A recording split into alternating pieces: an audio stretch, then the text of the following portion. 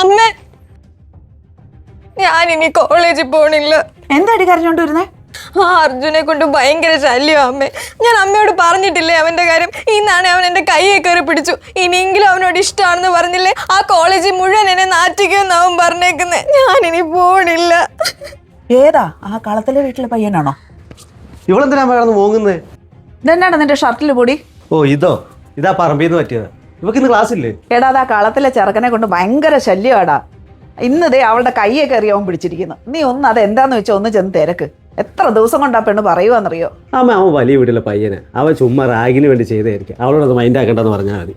അമ്മ ഇയാളോട് പറഞ്ഞിട്ട് കാര്യമൊന്നുമില്ല. പേടിത്തൊണ്ടൻ. എനിക്കറിയാം എന്തുവാ ചെയ്യണ്ടേന്ന്. ഞാൻ നോക്കിക്കോളാം. എടാ നീ ഇതൊന്നും ഇച്ചിരി കാര്യമായിട്ട് എടുക്ക്. അല്ലെങ്കിൽ ആ സ്റ്റേഷനിലെങ്കിലും ചെന്ന് കംപ്ലൈന്റ് കൊടുക്ക്. ഇത് എത്ര ദിവസമായെന്നറിയോ? പോലീസല്ലേ, അവരിപ്പോ ഇങ്ങോട്ട് വന്നോളൂ. അമ്മേ എന്താടി?